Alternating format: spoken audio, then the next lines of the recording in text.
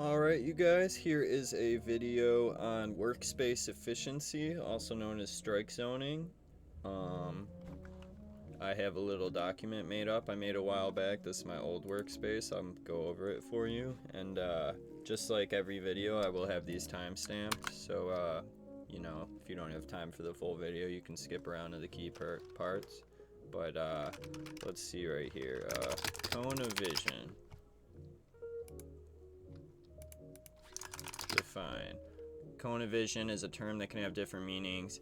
It is the area or angle that what a person or device can see clearly. In human, the cone of vision is related to the concentration of cones, which are a type of photoreceptor cell that it gives us color vision, helps us see details. Cone of vision is important for perspective drawing, driving, and other activities that require spatial awareness. Some images of it.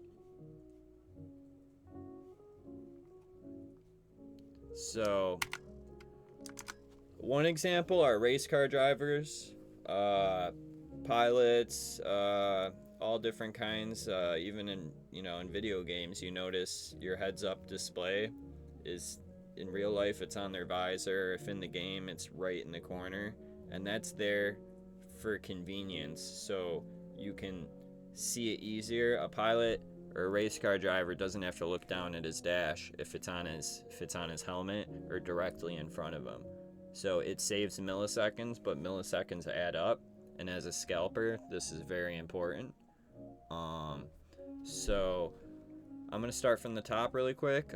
Strike zone, where you spend your time focusing your eyes is crucial. Milliseconds can add up, and that gives you an edge. Here I mapped out where I focus my eyes throughout a trading session and questioned why and what I do with each when I made this, making sure that everything on my chart has a purpose.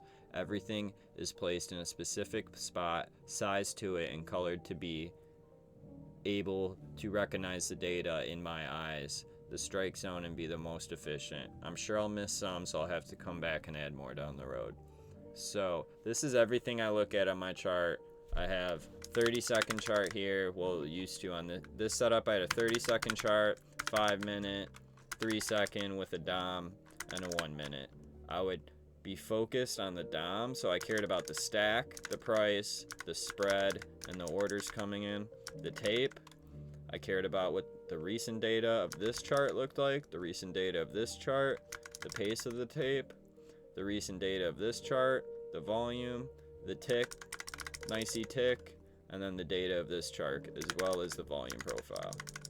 And so when I made this document, I recommend making one yourself. It really makes you do critical thinking, but I numbered each one and I wrote what I do and why they're there. So number 1 would be right here, aggressive orders placed, bids and offers. I watch this more in depth than I would the tape. I watch the speed of orders coming in, the size, and then match the orders with the resting bids and offers from number 2 to look for a price with resting orders to be taken out. Number 2, resting orders. These are resting bids and offers. If it were just these, the markets wouldn't move.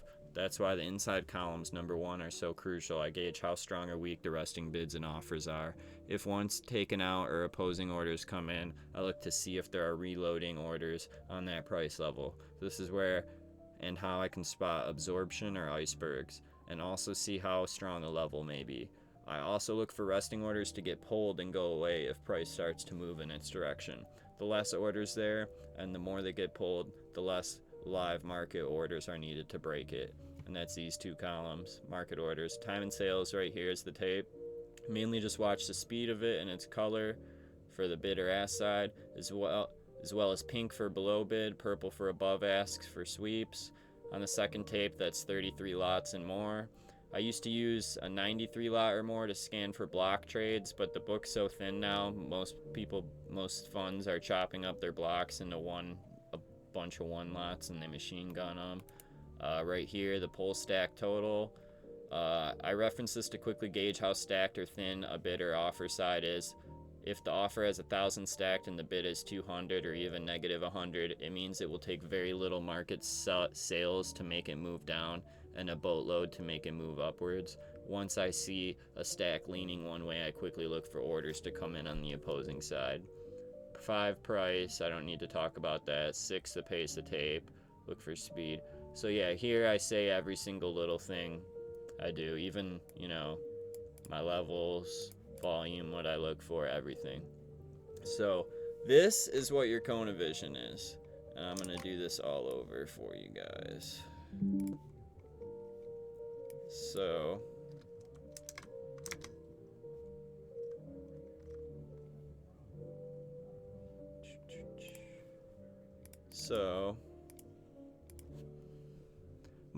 this is what I care about most.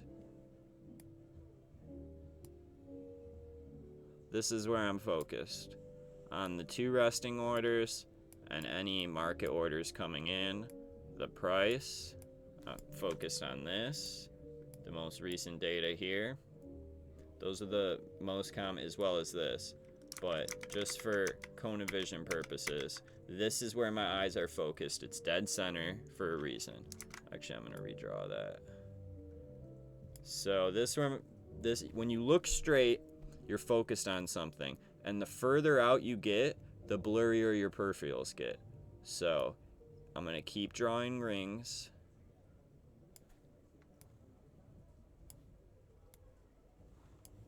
And the more rings you draw, the blurrier it gets. So I can notice at least this out of my corner of my eyes very easily. So my point is, you want to have your chart laid out to where these are higher time frames, so I'm only looking from here down actively. Once in a while, I'll look up here for structure, I'll look up here for structure, but not much. Most of the time, I'm tuned in on this right here.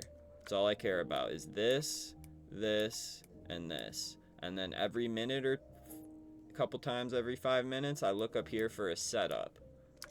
Once I have my medium to low time frame setup, I go down here.